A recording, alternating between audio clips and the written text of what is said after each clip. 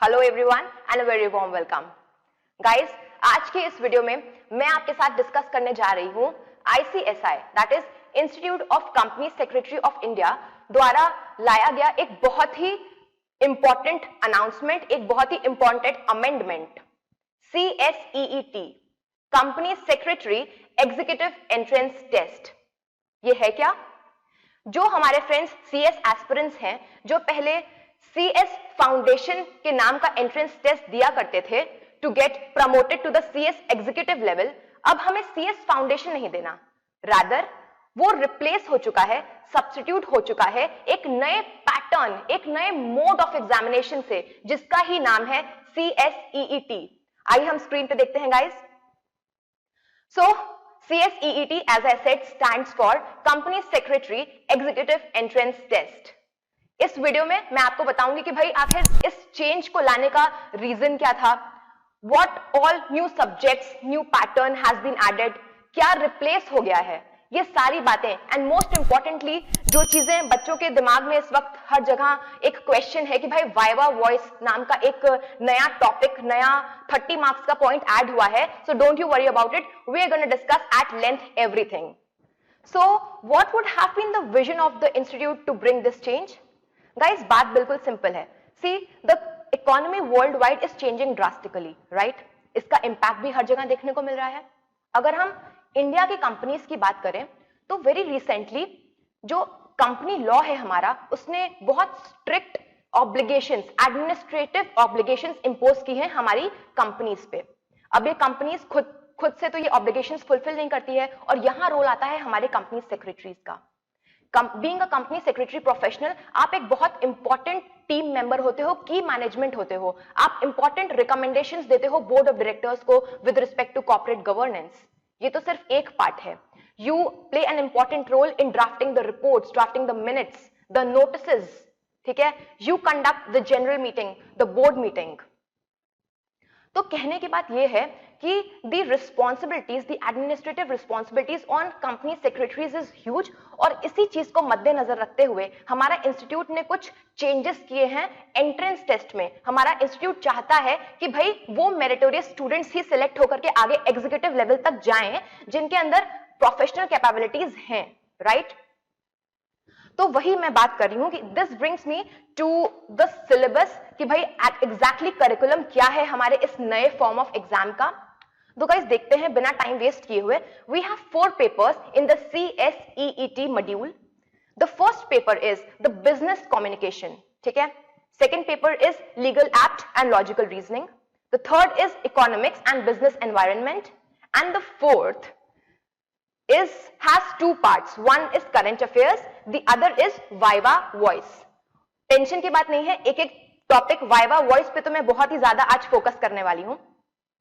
तो अगर हम बात करें कि भाई सब्जेक्ट्स तो कुछ चेंज हुए हैं, बट विद दैट कि हमारा पैटर्न, नंबर ऑफ क्वेश्चंस और हमारे मार्क्स किस हिसाब से होने वाले हैं। तो आप देख सकते हो the number of questions of each subject, that is each paper 1, 2 and 3 will comprise of 35 questions, right? 35 questions होने वाले हैं, वो भी MCQ के फॉर्म में, मल्टीपल चॉइस क्वेश्चंस के फॉर्म में, राइट? इनके जो मार्क्स होंगे will be 50 marks each for the first 3 papers, ठीक है? और जो हमारा फोर्थ पेपर है करंट अफेयर्स का, वो जो हमारा फोर्थ पेपर है that is also of 50 marks, लेकिन वो 2 पार्ट्स में डिवाइडेड है। तो पहले पार्ट का नाम है current affairs, right? Current affairs जो है उसमें 15 क्वेश्चंस होने वाले हैं फॉर 20 मार्क्स, ठीक है? तो अभी तक की बात वाइवा वॉइस को हटाते हुए ये हुई कि 120 प्रश्न होंगे, 120 मल्टीपल चॉइस क्वेश्चंस होने वाले हैं, that will give you 170 marks, alright? अगर हम इसका भी बाइफर्केशन की बात करें कि मैम जो मल्टीपल चॉइस क्वेश्चंस होने वाले हैं वो कितने मार्क्स के होने वाले हैं, तो आप स्क्रीन पे देख सकते हो कि भाई हर सब्जेक्ट में, हर पेपर में, एटलीस्ट फर्स्ट 3 पेपर्स में 15 MCQ 2 मार्क्स के और 20 MCQ 1 मार्क ईच के होने वाले हैं। वहीं पेपर 4 के पार्ट ए जो कि करंट अफेयर्स था, उसमें जो नंबर ऑफ MCQs होंगे will be 15, right? 5 MCQ 2 marks each, 10 MCQ 1 mark each.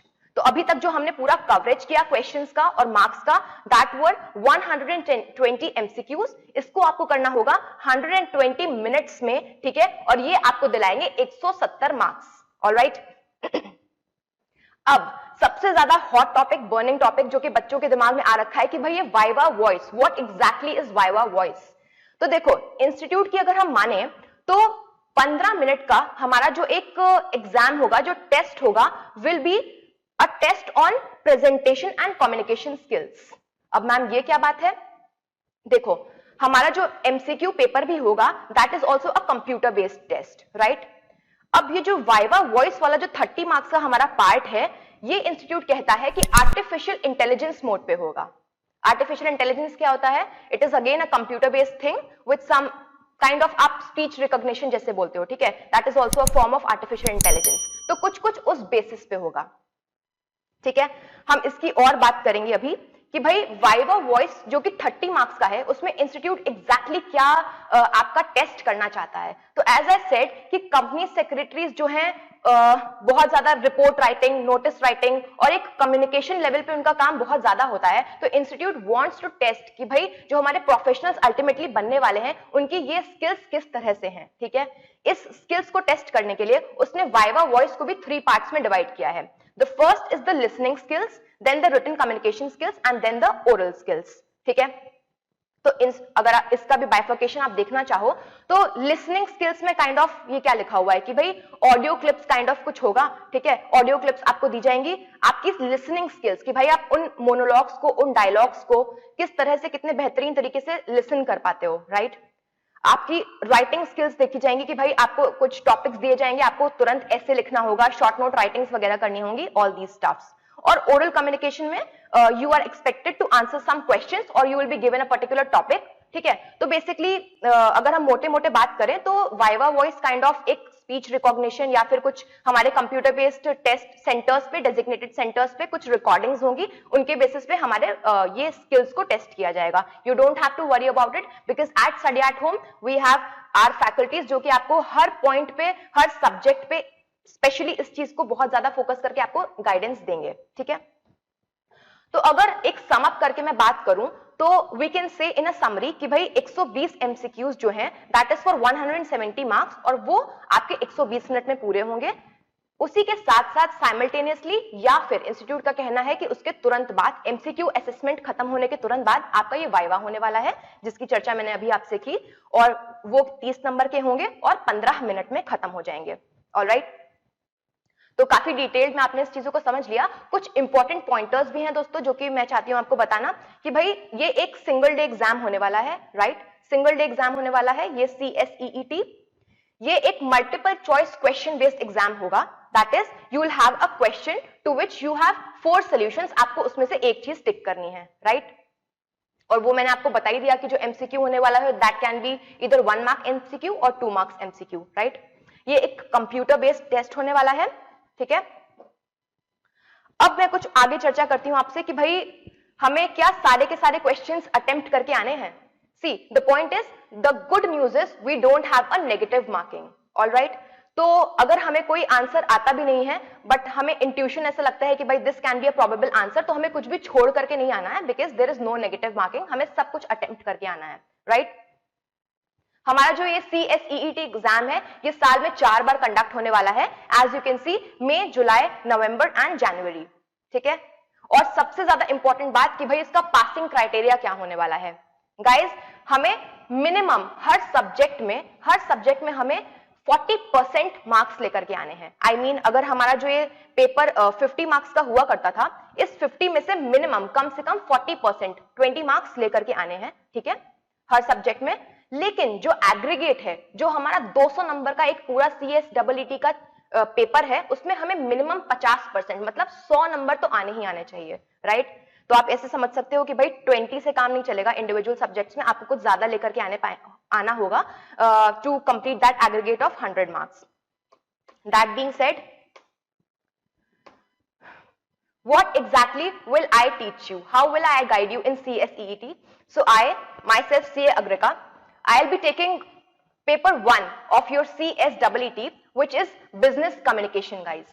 ठीक है? तो अगले 2 मिनट में मैं आपको समझाऊंगी कि भाई what does the institute test in this paper 1.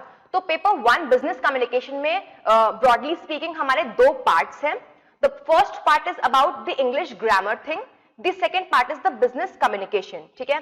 तो ग्रामर की अगर बात करें गाइस, तो all those parts of speech, right, the antonyms, synonyms, vocabulary, grammar, then we have the sentence completion, parajumbles, precise writing, summary writing, ये सारी चीजें। और कम्युनिकेशन, बिजनेस कम्युनिकेशन की बात करें तो यहां पे टेस्ट होती है आपकी स्किल्स की भाई आफ्टर बिकमिंग अ प्रोफेशनल आप अपने बिजनेस आइडियाज को किस तरीके से रिटन ओरल फॉर्म में उसको प्रेजेंट कर पाओगे। For example notice writing, report writing, managerial representation letters writing, ठीक है, ईमेल्स वगैरह and so on. So I would say this is a really interesting subject, ठीक है। और फिर एक और चीज है कि भाई बिजनेस टर्मिनोलॉजीज, हमारा जो लास्ट चैप्टर है on this business 1 paper is common business terminologies. तो गाइस होपफुली मैंने आपको रिक्विजिट इंफॉर्मेशन CSEET के बारे में दे दी है। Guys we at study at home, हमारे फैकल्टीज आपको हर सब्जेक्ट में बेहतरीन तरीके से गाइड करने वाले हैं। I really wish you all the best and I'm really excited to begin this journey with you all. Thank you so much.